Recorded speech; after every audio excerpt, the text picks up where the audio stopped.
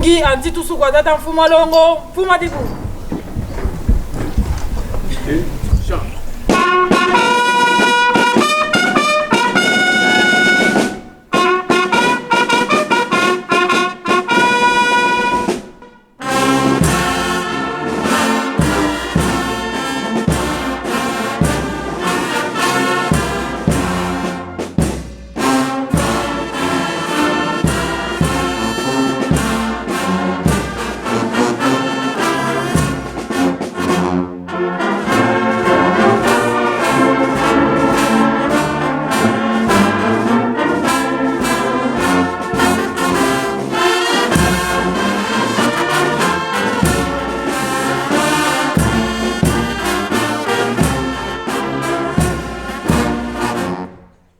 Batate bamama kiambote keto hein.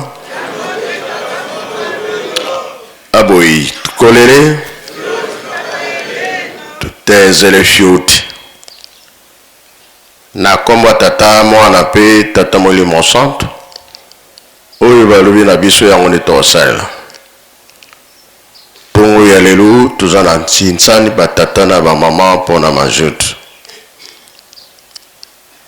Programme mosusu teke balobi na biso bapaya bazali kokende bango nde batalaka air avant midi oyo bazokende tokanisi na 9h baza na biso awa bango mpe baza na maloba bakoyebisa biso ndenge tozali awa toyokani soki esili nde koza na masolo na bambuta na biso nyonso na kati ya ndako nsima nde babimi bakei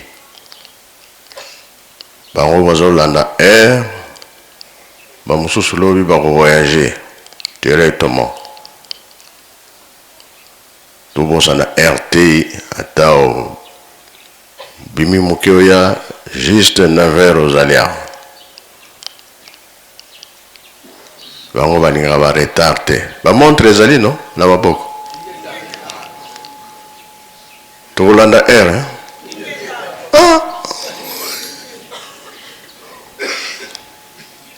bango balingaka retard te mpona nini nanta ayebi likambo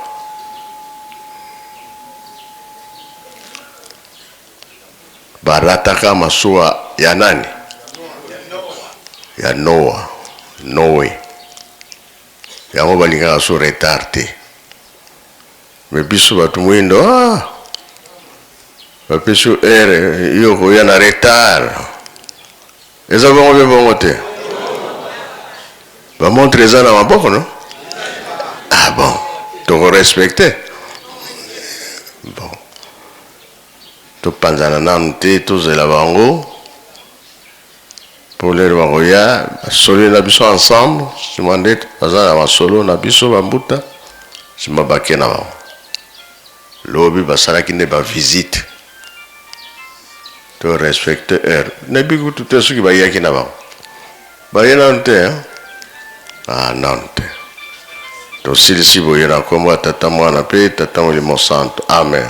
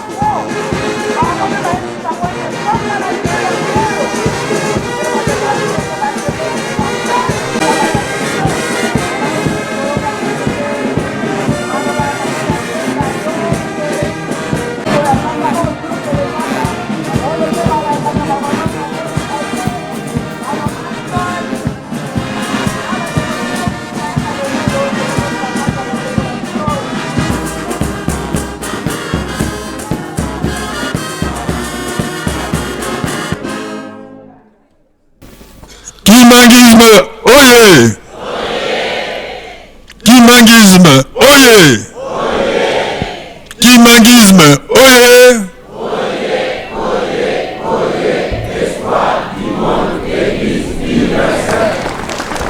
Nkamba, oyez! Nkamba, oyez! Nkamba, oyez!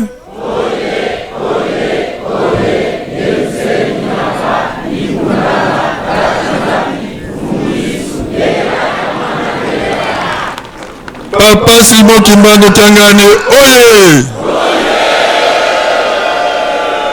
Papa Simon Kimbangu Kyangani, oye! Papa Simon Kimbangu Kyangani, oye!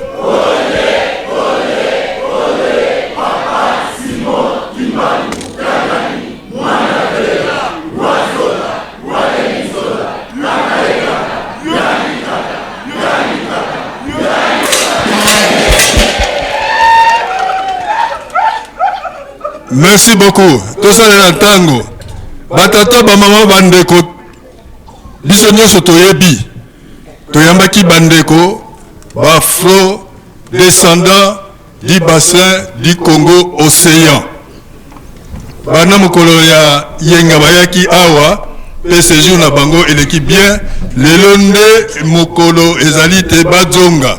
Na bongo tozosalela tango tokobenga mama Patricia seke aya ye okola alobaka mwa lopoto pe na ngelosa ye akopesa nani maloba na lopoto wana kopesa au revoir pe akoyebisa bandeko na bango bandeko na ye oyo balobaka na anglais ndenge ye akopesa biso au revoir tobengi wana mama Patricia seke aya mpona mwa liloba na ye.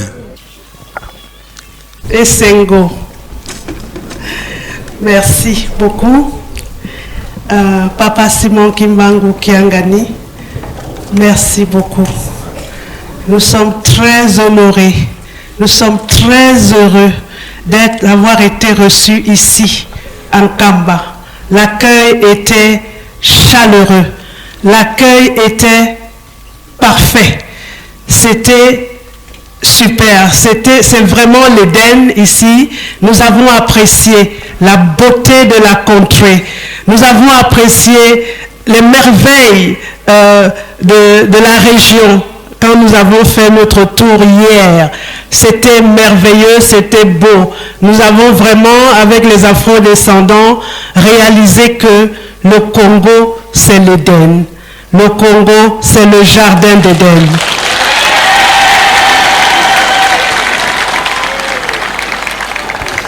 Les Afro-descendants sont venus pour la première fois au Congo. C'était leur rêve de venir toucher, explorer la terre de leurs ancêtres. Et ils l'ont fait, ils ont touché, ils ont vu, ils ont observé. Ils ont certainement beaucoup de questionnements, mais je sais qu'ils auront des réponses. Donc ils sont très contents de s'être reconnectés avec leurs ancêtres. Ils sont très contents. Donc je vous dis merci beaucoup et certainement nous allons rentrer aux États-Unis. Nous allons donner le rapport à tous les Afro-descendants des États-Unis. Beaucoup, comme je vous ai dit l'autre jour, beaucoup veulent venir particulièrement au Congo. Beaucoup. Et nous allons leur parler de ce que nous avons vu et nous allons les préparer pour venir en 2022. Je remercie toute l'Assemblée des Kimbanguistes. Je remercie tous ceux qui nous ont accueillis à la cité de Kendolo, dans chaque maison, toutes les personnes gentilles qui ont été à notre service, qui nous ont traités comme des princes et des princesses. Je vous dis merci.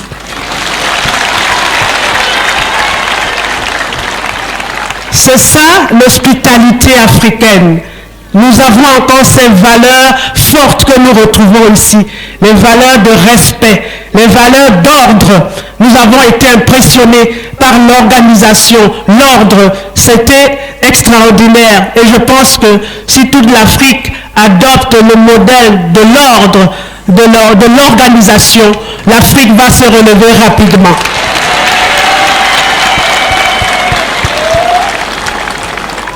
Donc, sans monopoliser la parole, je voudrais encore dire, Papa Simon Kimbangu Kiangani, merci beaucoup. Merci.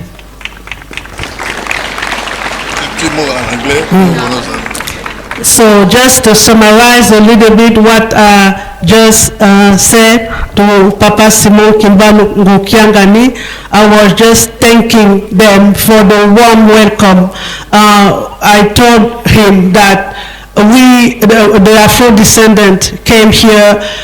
It was for them the first time to reconnect with the Congo. And for them, it was a real pleasure to reconnect with the land of their ancestor. While we were touring yesterday, we saw the beauty of the land. We saw the magnificence, and we know that this place is really the Garden of Eden.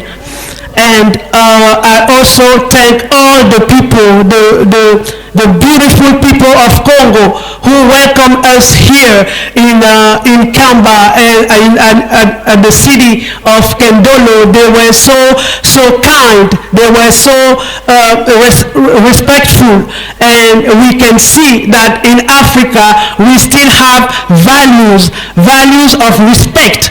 And I told Papa Simon Kimbangu Kiangani that this is Africa, and we recognize that if every country in Africa adopt the way of respect and how we respect the elder and the people, Africa will grow rapidly. Thank you so much. Kimangismo oye! Kimangismo oye! Kimangismo oye!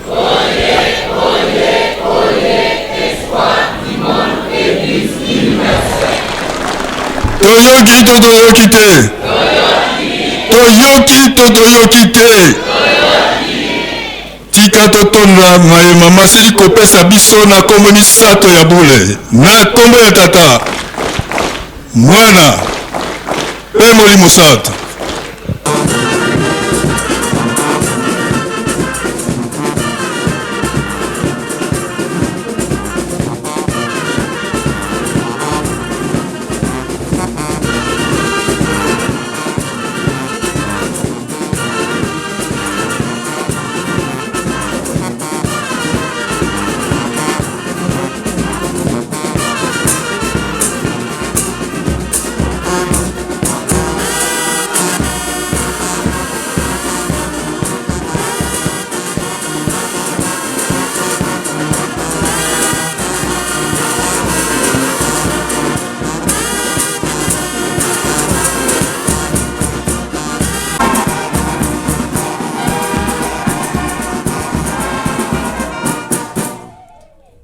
For us to welcome and to greet our sisters and brothers, we ask you to stand up so that they can greet you.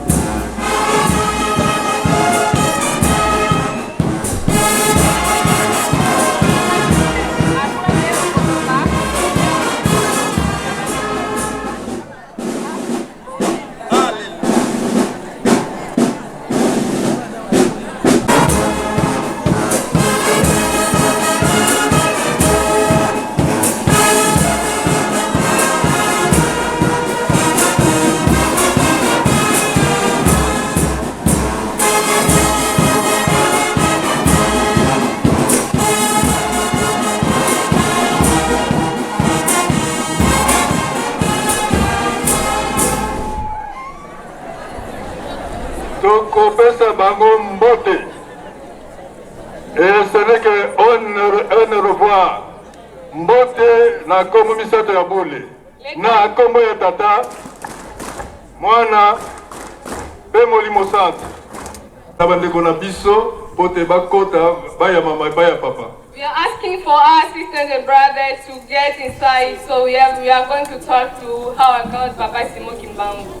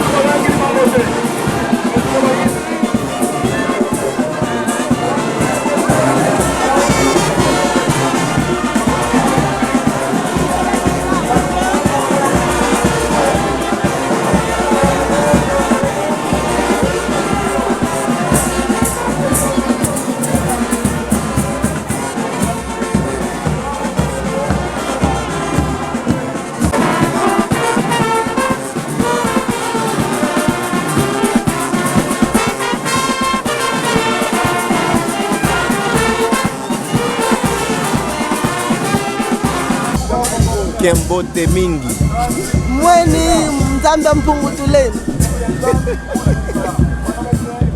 tata nzambi mpungutulendo. Les impressions sont bonnes. Kamba, c'est très joli, bien construit. Le paysage est magnifique. La cité de Kendolo, elle est superbe. Et nous avons passé un bon séjour à Kamba. C'était très bien. Maintenant, nous allons rentrer et expliquer aux autres, faire le rapport aux autres. Et spirituellement, qu'est-ce que vous avez trouvé à Kamba? Ben, vous savez que quand on parle de la ville sainte, spirituellement, il y a déjà une paix intérieure que nous avons. Et il y a de l'espoir de savoir que nos frères vont enfin pouvoir revenir parce que comme le papa a dit tout à l'heure, les portes sont grandes ouvertes. Donc, spirituellement, nous savons que Dieu a déjà ouvert le chemin. Quel message vous allez amener chez nos frères qui sont restés? Nous allons leur dire que la cité est prête. La cité est prête à les recevoir. Le pays les attend. Le Congo les attend. C'est ce que nous allons leur dire.